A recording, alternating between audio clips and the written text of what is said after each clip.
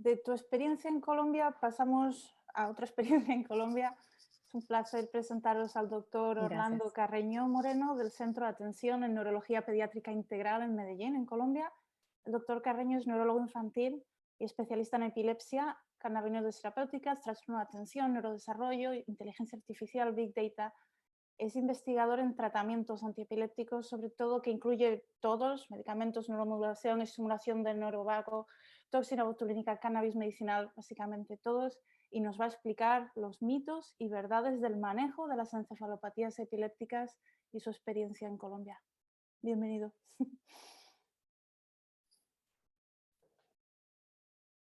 A ver, Muchas gracias. sí, perfecto.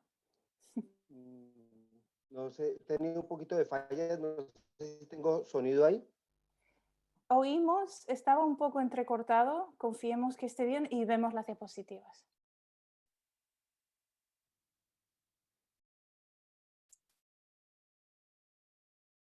Ok, perfecto. Bueno, muchísimas gracias. Gracias a los organizadores, gracias a Andrés, que me invitó, y a Marta, a Vicky, a todos. Eh, Gracias a los colegas que han hablado y los que van a hablar. Me asignaron un tema que es bien, cuando me dijeron que hablara de mitos y realidades, dije, bueno, pues que estamos hablando de un tema que de por sí ya está lleno de mitos, ¿sí? Hablar de enfermedades raras, de enfermedades de baja frecuencia o baja prevalencia, de genética en general, todo lo que han mostrado los colegas, pues hace 5 años o 10 hacia atrás, todo era un mito, todo era teoría, no teníamos, como comentaba ahorita la doctora Sandra, las herramientas genéticas, no teníamos genetistas preparados y ellos no tenían todos estos paneles genéticos para apoyarnos en los diagnósticos, así que era muy frecuente para los que pronto llevamos muchos años en esto, era muy frecuente hacer el diagnóstico de los síntomas. Entonces nos enfrentábamos a la epilepsia refractaria, nos enfrentábamos a la epilepsia mioclónica, a la epilepsia focal, secundaria. Ya en esa época podíamos hablar de displasias corticales o de malformaciones estructurales y sin embargo, pues teníamos una gran cantidad de pacientes que no teníamos cómo ni siquiera aproximarnos a esos porque las neuroimágenes no tenían las ventajas, las características. Así que cuando me pidieron que hablara de mitos, lo primero que, bueno, estos son mis conflictos de interés, no tengo, no ninguno para esta charla. Lo primero que me pregunté es qué son mitos, qué es un mito. Y el mito es esto, lo que estábamos hablando hace 5 o 10 años hacia atrás, y era la narración de fenómenos de la naturaleza que no podíamos explicar. Entonces nos enfrentábamos a un niño con autismo, la resonancia era normal, el electroencefalograma era normal, y entonces con mucha frecuencia los padres llegaban contándonos que por qué tenían y probablemente en otras consultas les habían dicho que el niño no tenía nada, que su cerebro estaba bien, pero evidentemente la clínica y sus características pues nos mostraban lo contrario, nos mostraban un niño que tenía una gran cantidad de dificultades, sobre todo en la parte de comportamiento, conducta, interacción, todo lo que tiene que ver con su desarrollo y su maduración, que de alguna manera, como ya han comentado los colegas, en el SINGAP es una de las manifestaciones más notorias, más frecuentes, más importantes, más allá de otras clínicas que nos permiten mejor llegar a un diagnóstico sindromático más fácil, de pronto a los que tienen alteraciones neurocutáneas, lesiones en otros órganos, oftalmología nos ayuda de pronto para identificar los nódulos de Lich, la neurofibromatosis, etcétera, pero aquellos que tienen predominante dificultad en su integración sensorial, en la maduración comportamental, que preguntaba una madre hace un rato que por qué se dan los problemas de comportamiento. Pues casi todos los chicos que tienen compromiso neurológico tienen problemas de comportamiento, de irritabilidad y de agresividad en algún momento. Entonces, eso que consideramos de pronto un mito y que teníamos que darle una identificación muy de fenómeno difícil de identificar en la naturaleza hace unos años, hoy lo tenemos y cada vez incluso es más frecuente. Por eso creo que parte del mito, y Andrés ya me ayudó cambiándonos las estadísticas del SINGAP de 300 o 400 o 500 pacientes que pueden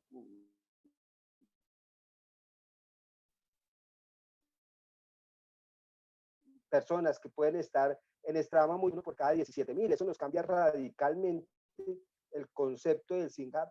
Cuando hablábamos hace unas semanas preparando este evento, yo les decía, mire, es que cuando me invitaron, yo no sabía que era SINGAP, honestamente, 25 años no sabía. Pusimos a mirar y a revisar el tema y dije, oh, ¿cuántos se me habrán pasado? No solamente hace años, sino en estos últimos años, probablemente porque tienen características muy sutiles y deben estar con un diagnóstico de autismo, con un diagnóstico de cognitivo, con algún diagnóstico de comorbilidad con epilepsia, por ser esa la consulta más frecuente. Entonces, parte de la invitación hoy, y de pronto para empezar a cambiar mitos, porque me gusta que vayamos evolucionando en la medida en que la tecnología también nos va ayudando, y es, ya ¿qué tanto seremos enfermedad rara? ¿Qué tanto seremos infrecuente o baja prevalencia? Todos estos grupos de encefalopatías creo que deberíamos considerarlo más enfermedades neurodiversas hoy en día y no solamente el tema de raras, y ya veremos por qué. Ya pues Ángel mencionó una gran cantidad de síndromes, y Ana y todos los que me han precedido, todos los síndromes que conocemos, y esta lista, la de otros, donde dice otros, fácilmente pueden ser 100 o 150 más que van a recibir el nombre específico de la alteración de un gen específico o de una zona específica de un gen. Así que la lista va a ser interminable dentro de unos años. Los más frecuentes.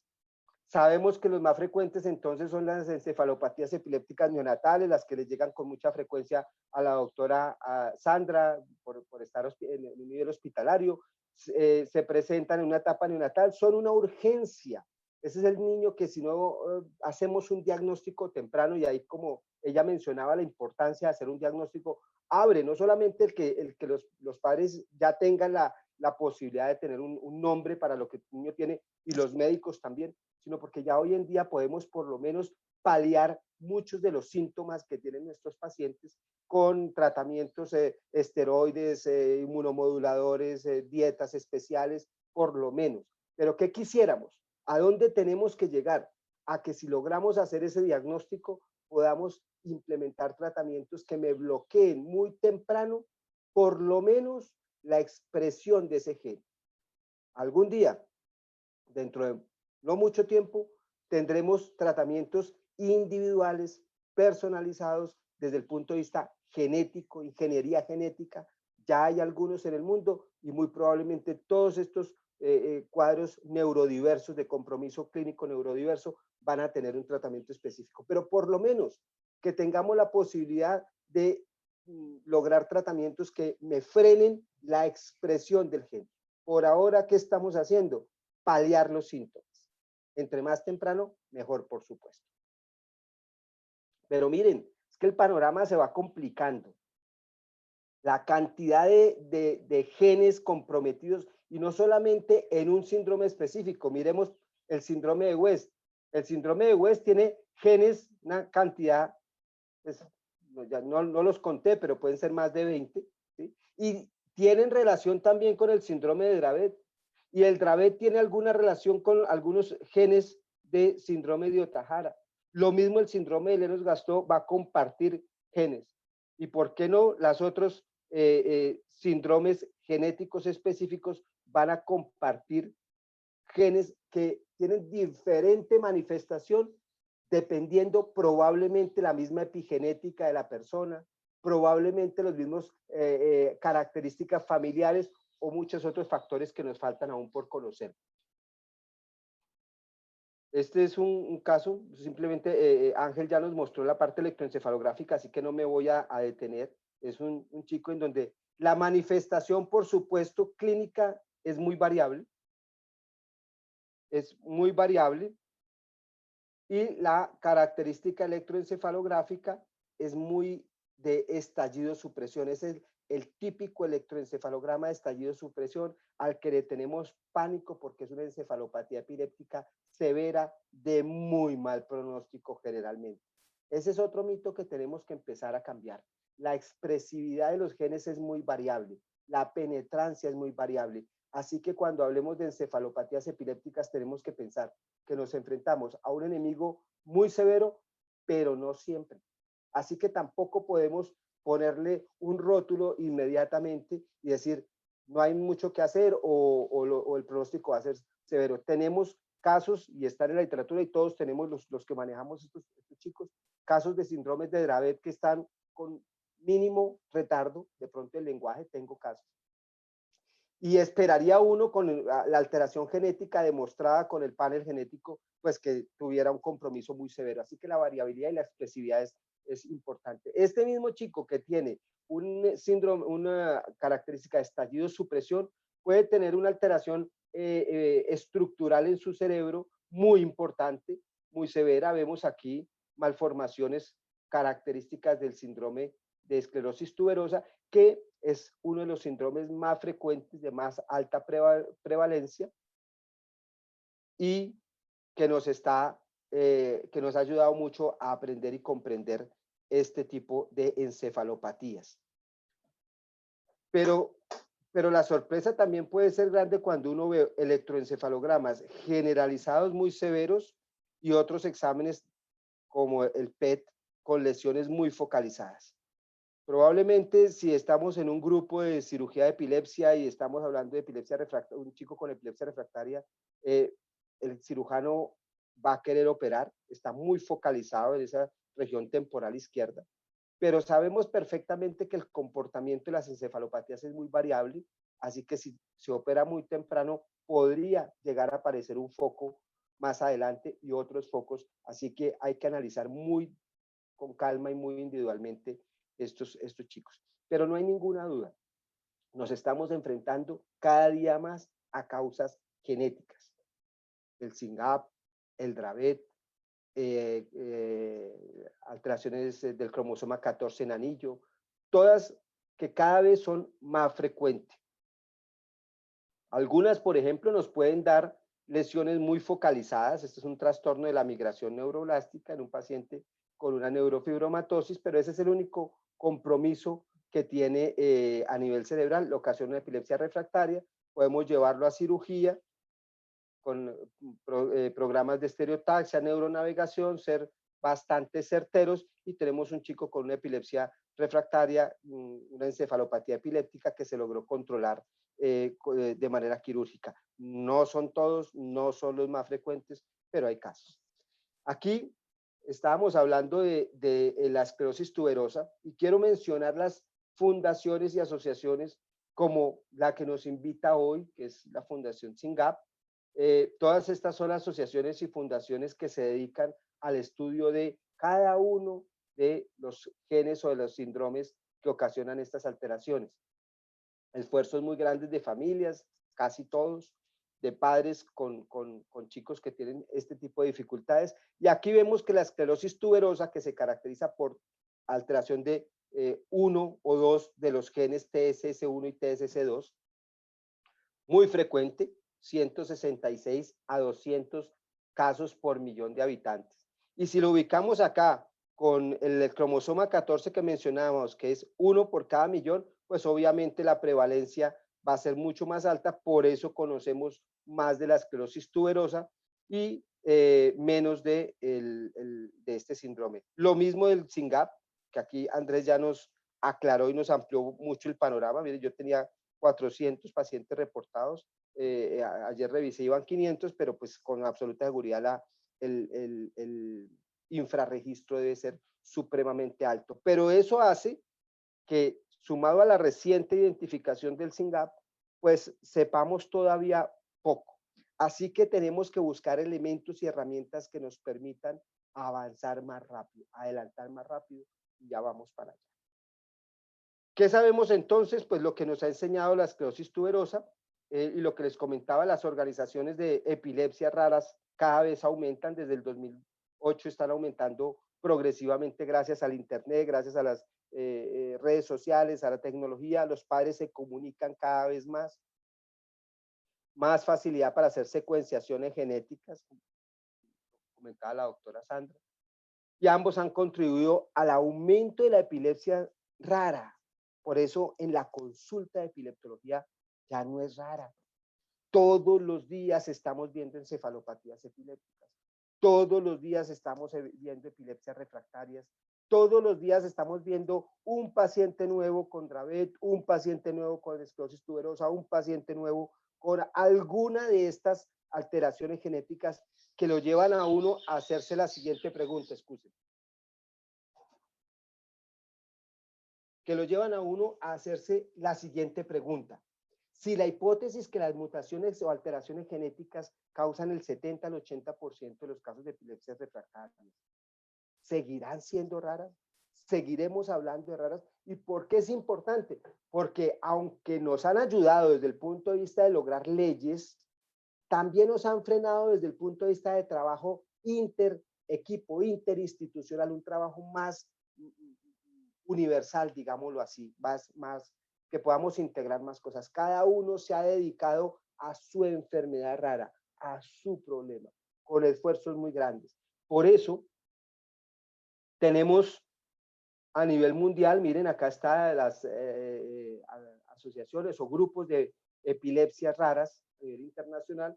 Canadá tiene, México, la gran mayoría de países, donde ustedes ven que no tiene o que no existe una asociación de epilepsias de origen raro, no es porque no existan, es porque desafortunadamente somos países en donde poco cuidado se le pone, poco desarrollo, poco nivel educativo y pues obviamente sistemas de salud que apoyan poco estas desarrollos. Y familias que poco se unen, voy a ser honesto, en nuestro país cada vez se está viendo un poquito más que los padres participen, pero yo les pongo de ejemplo las asociaciones de padres de epilepsia de España, por ejemplo, ¿no? Participan muchísimo, masivamente.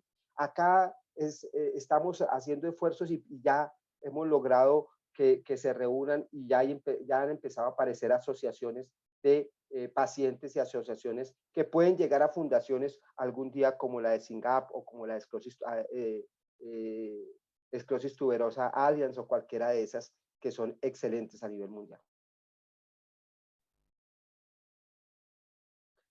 La esclerosis tuberosa que nos ha enseñado muchísimo a ver que no es tan infrecuente, para mí no es una enfermedad rara, aunque está dentro de las enfermedades raras. Vemos con altísima frecuencia y una variabilidad en la expresión muy alta, muy grande. Acá vemos todas las manifestaciones clínicas de los chicos que tienen esclerosis tuberosa y pues llevamos varios años trabajando en el tema.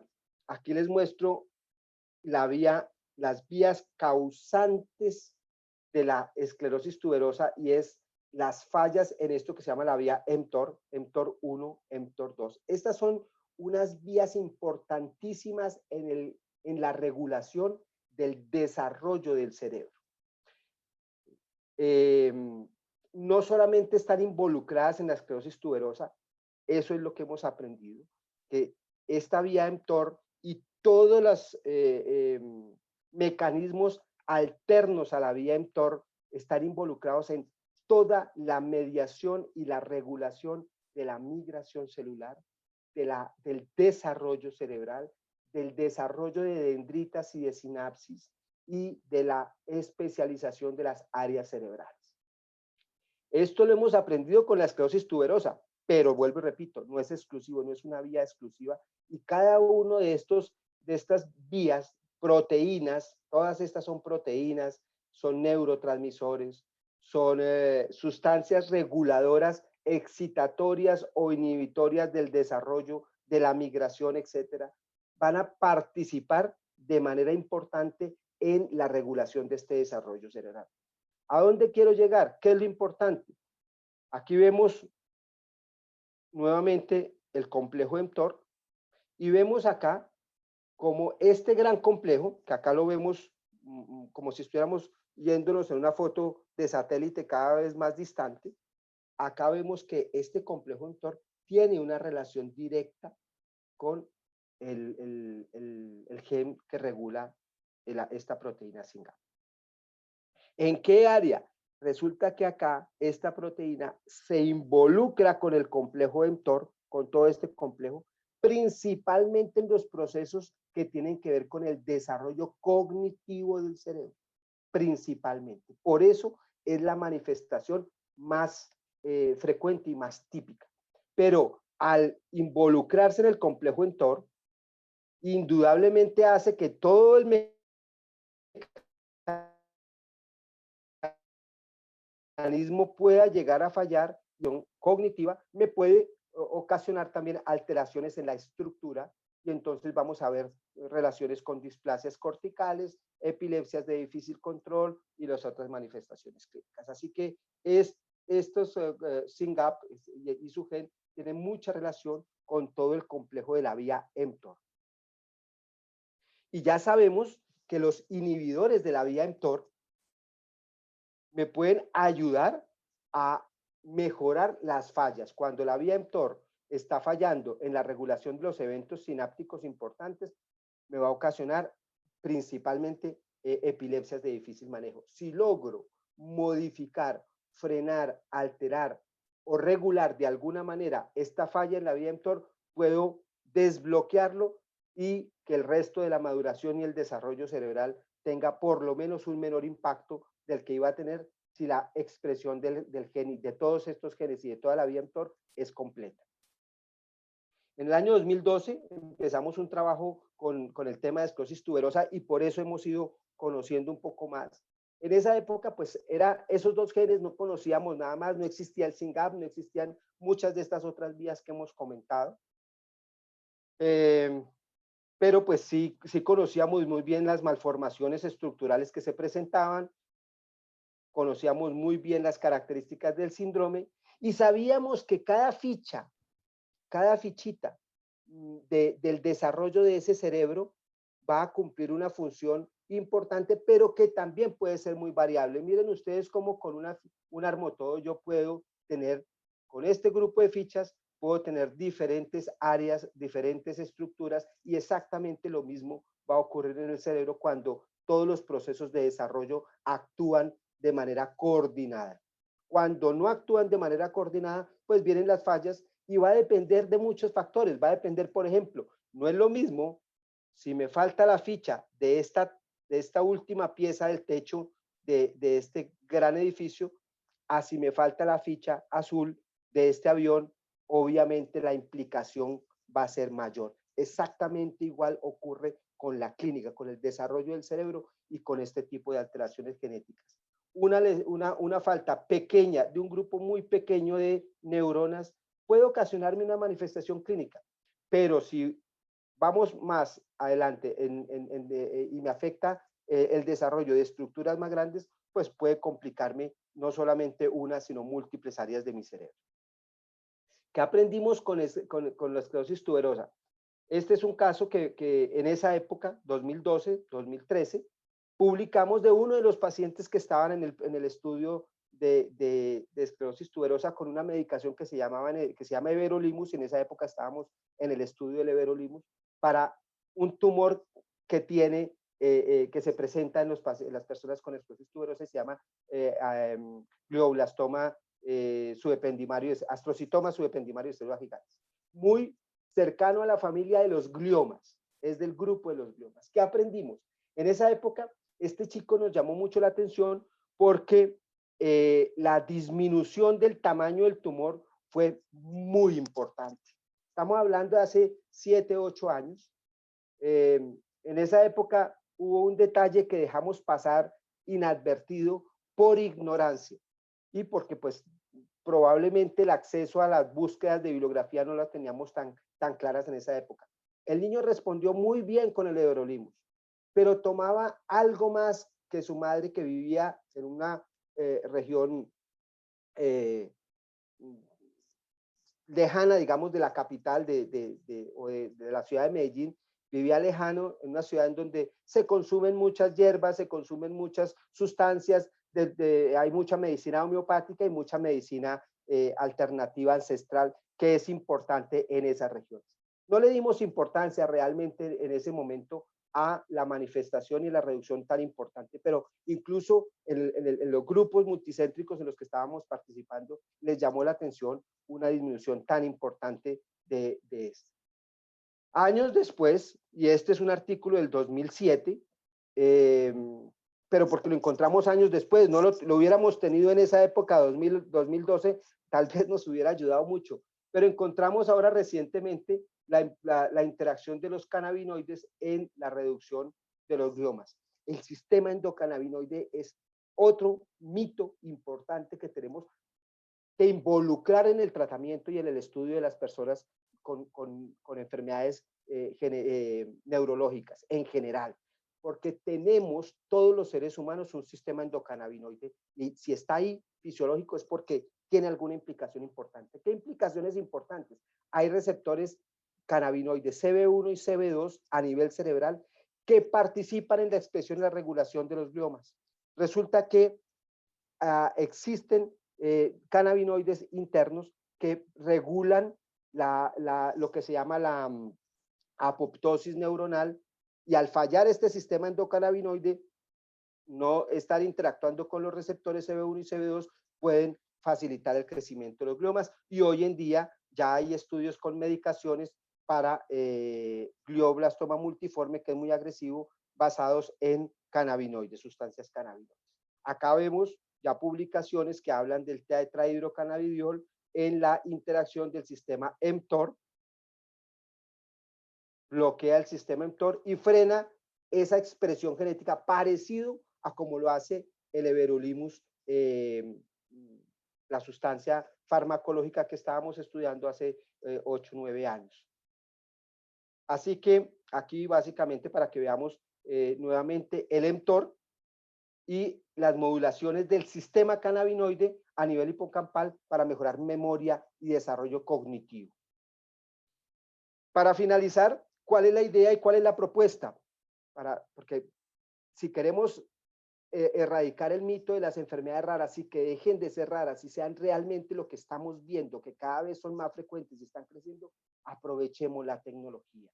Aprovechemos y unámonos todos, que no tengamos tantas fundaciones y tantos síndromes aislados, que es importante. Claro, por supuesto, cada uno tiene que velar por y tratar de investigar por su área, pero la invitación es a que nos unamos. Si no unimos información, esto va a demorar mucho tiempo. Si unimos información, si aprovechamos la tecnología, Big Data, que ya a nivel de la Liga Internacional contra la Epilepsia lo estamos utilizando, y hay un grupo, Task Force, precisamente para hablar de epilepsia y Big Data.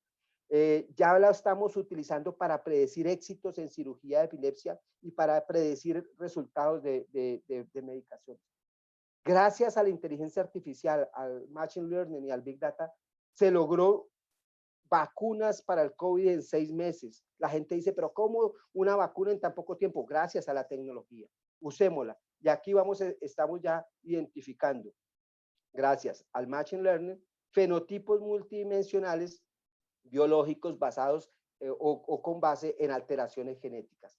Así que si logramos abrir ese panorama, unir toda la información que tenemos en todas estas instituciones, porque sabemos que estamos hablando de genes diferentes, pero con mecanismos de acción muy parecidos a la larga y nos dan síntomas muy parecidos.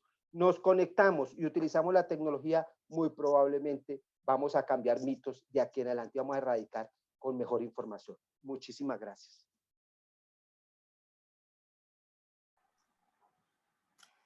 Muchas gracias, Orlando. Una excelente presentación, excelente el uso del modelo, digamos, de algo un poco más conocido, más difuso, que es la esclerosis tuberosa y sobre todo la proyección sobre algunos de esos avances en terapéutica, lo visible, digamos, la disminución del tamaño de los tumores, así como el futuro, cierta proyección que es parte de lo que hemos mirado antes de cómo impacta eso no solo el manejo de epilepsia, sino cognición, memoria y eso a largo plazo. Yo pienso que hay unas preguntas, yo pienso más adelante con respecto, digamos, a todo el tema cannabinoides y ese tipo de cosas. Creo que podríamos, si sé que Ana tenía una pregunta que podemos dejarla en ese y más bien tomamos otras preguntas más luego.